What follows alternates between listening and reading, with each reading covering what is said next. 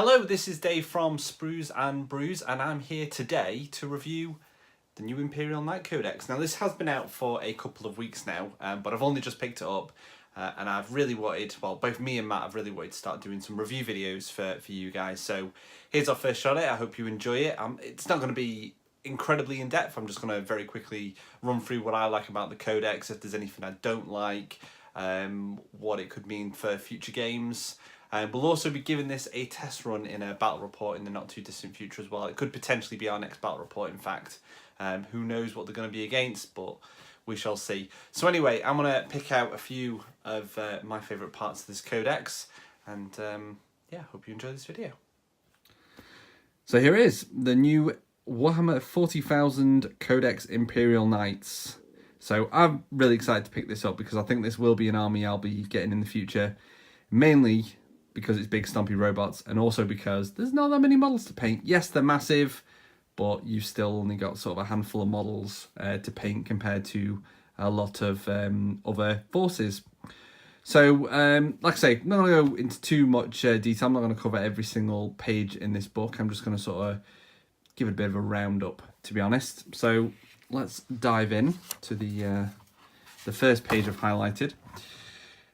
Basically, the artwork in this book is absolutely fantastic. They have been for the past few codexes, and this is absolutely no exception.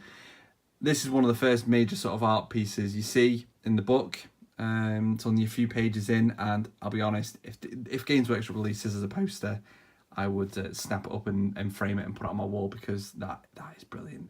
Fine Slanesh there. Yeah, that's really cool.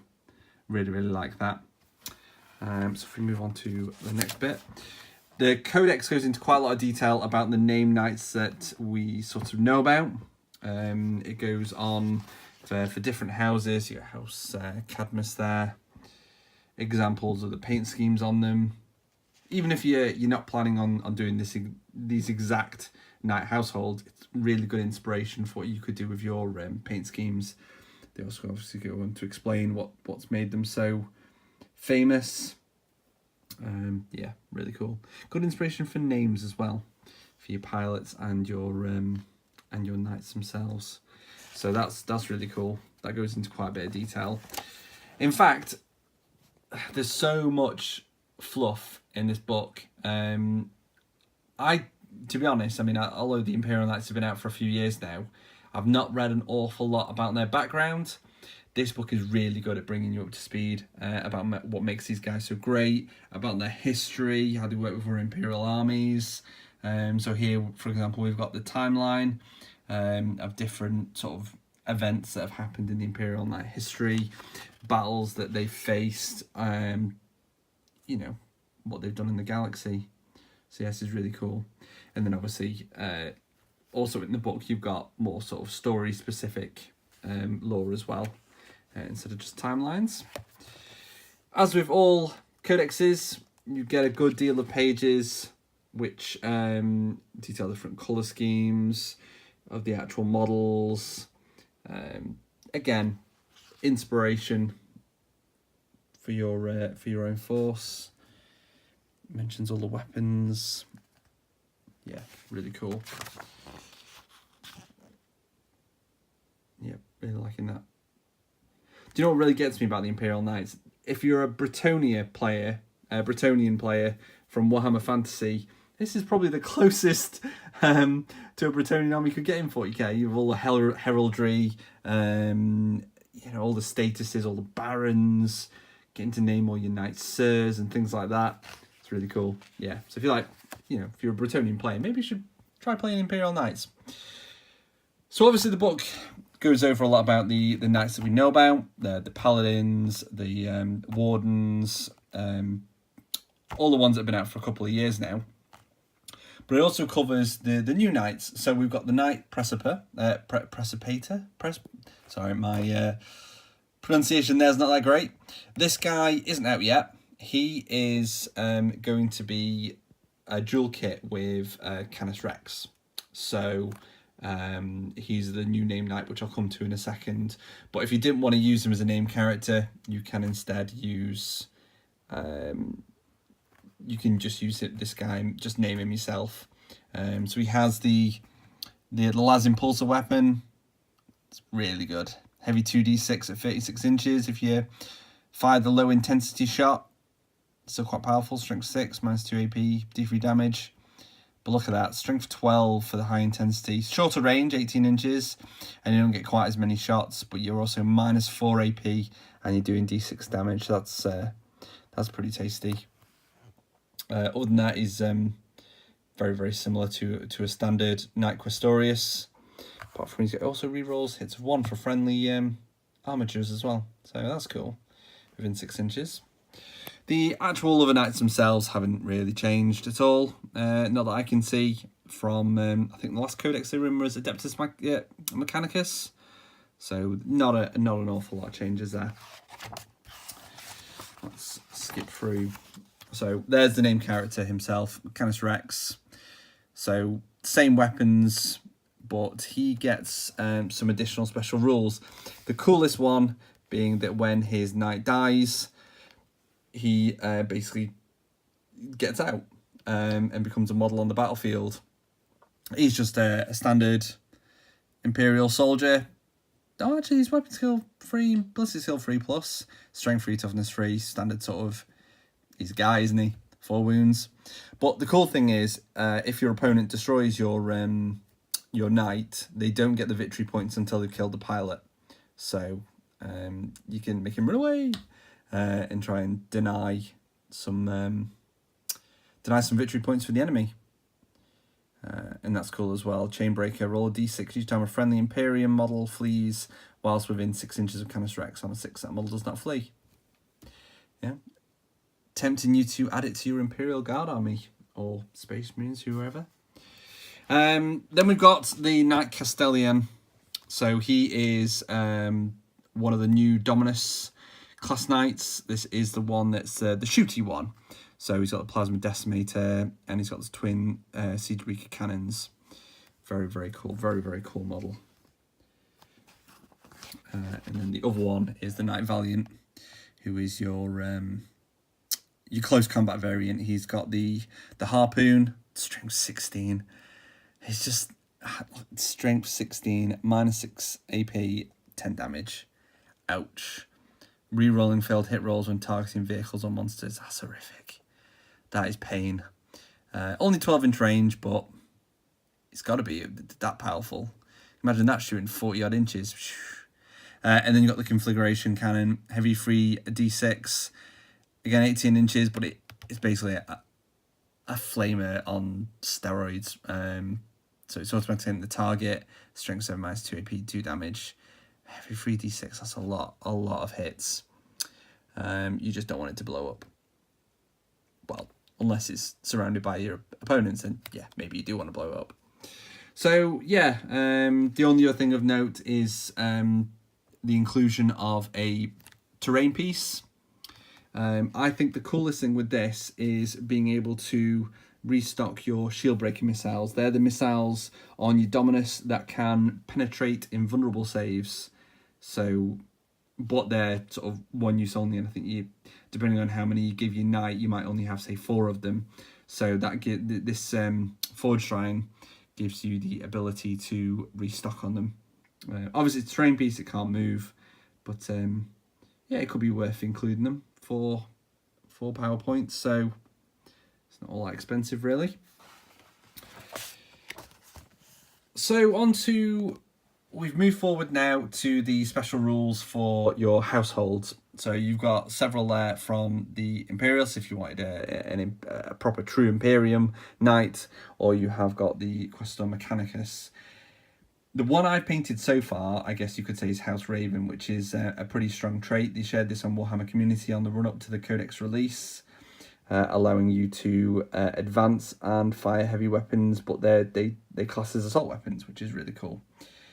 My favourite, though, I think, is the Hawkshroud, House Hawkshroud, which is models with this tradition. Double the number of wounds they have remaining for the purposes of determining what characteristics they use on the damage table.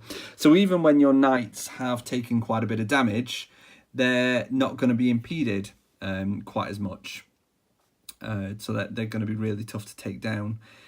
Some of the other ones, you know, aren't quite as great. There's some really good ones, and there's some that I think, okay, they're not really that great. But it all depends on how you want to play your army, really. So let's skip forward. Now then, stratagems. A key feature of 8th edition games. These really can turn the tide of your games. I love using these in all the armies that I've got, even though I'm terrible at remembering them all, even with the cards.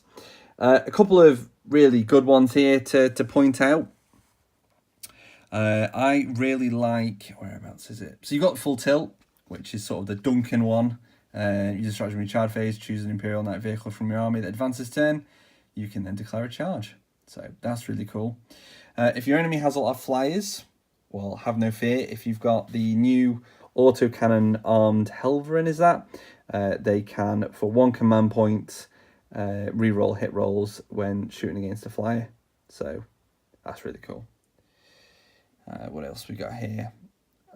So if you want your Dominus to blow up, that's the stratagem for you to take out your opponent. Yep, so that's pretty cool. Oh, there's another really good one actually.